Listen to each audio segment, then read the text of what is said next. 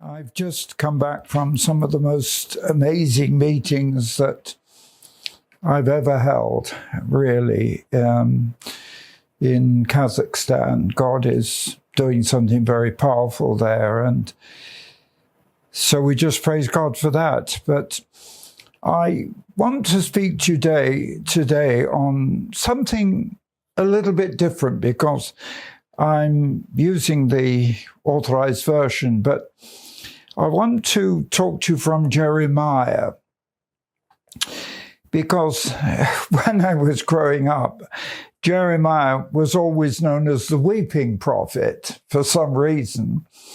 And yes, he had a lot of problems because Israel was in captivity and Israel was being defeated. But despite that, there's an enormous amount coming out of Jeremiah that has been relevant in my life. And I've got a lot of different parts of Jeremiah marked as a result. And I feel that somehow there's a message even for today here in Jeremiah. And if I look, for example, at Jeremiah 32, there's one verse here which I really feel the church has to understand and Christians have to understand. And I've really marked it because it's had an impact on my life. It's in Jeremiah 32 and verse 26. The word of the Lord came to Jeremiah saying, "Behold, I am the Lord, the God of all flesh. Is there anything too hard for me?" You see, you have to realize that this is dealing with Israel going through terrible times, times of rebellion, times of sin, of disobedience. And even Jeremiah was locked up in prison. And I suppose that's one reason why I feel such a sense of fellowship with him, having been in prison and knowing that just as God was speaking to Jeremiah in prison, God spoke to me in prison. My prison experience was very, very powerful. But it's always been a challenge to me in my years, because I've never taken the easy course in life.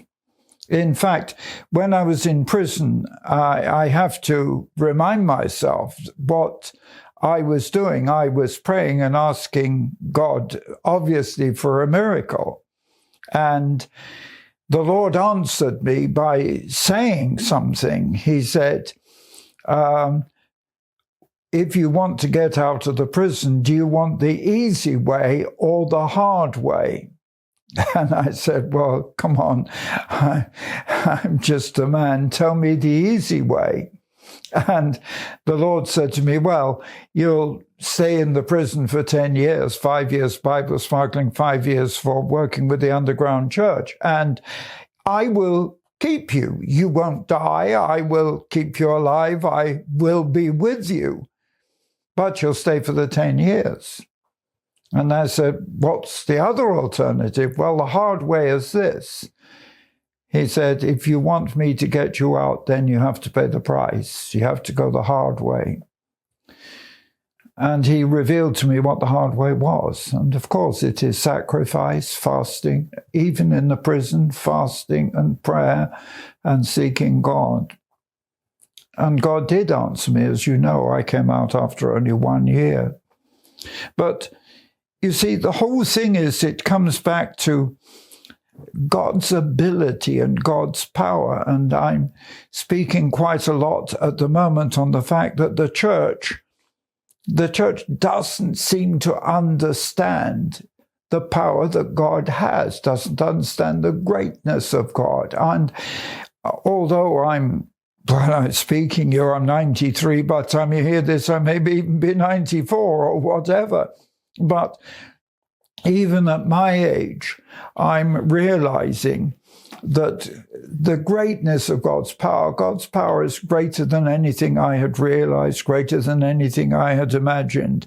And too many people seem to think that we can't expect to see the miracles, for example, in the Bible, in the New Testament. Oh, yes, we can.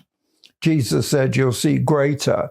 But people don't seem to take that. They look on God as weaker. He's not. He's stronger.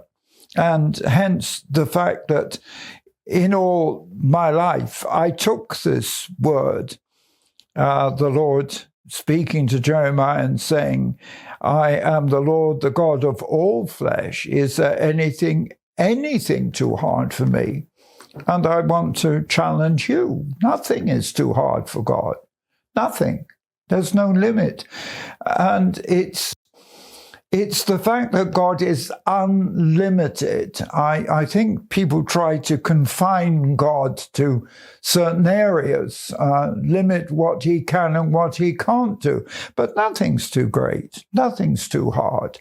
And that really has been my whole life, is doing the things that were impossible.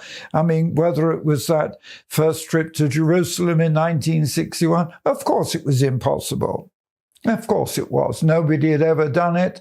And because of the difficulty in those days of having to travel behind the communist countries, which nobody had done in that way before, and also even crossing through Syria at that time, which was at war with Israel, and I was going to Israel. Everything was impossible, but we did it. You see, nothing's impossible with God. It's the same as people don't realize that some of my greatest evangelism, some of the greatest crusades I held were under communism. I mean, they would try and stop me, but nothing is impossible. And really, I've tried to live this verse where God says, is anything too hard? I mean, it's like healing my cancers. And I've been healed not only of cancer twice, I've been healed of osteoarthritis, I'm not going to list all the things, but nothing is too hard. And when I'm praying for people that are sick, nothing's too hard for God. But it goes even deeper than that, because if I come to Jeremiah 33, and Jeremiah 33, as I shall tell you in a moment, was very important to me. In the first verse, the word of the Lord came to Jeremiah the second time. So he's already spoken, but he comes another time while he was still shut up in the court of the prison.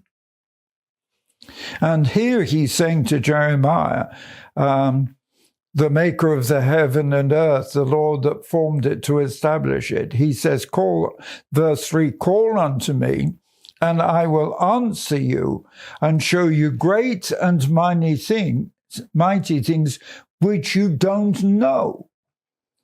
And all my life I've been intrigued by this. God is saying to Jeremiah about Israel, of course, because Israel was here being dispersed, and God is making the promises to Jeremiah regarding Israel. But I took these literally into my own life. If he says it to Israel, he says it to the church, because spiritually we are God's people, just as Israel is God's people. And I'm not speaking about replacement theology.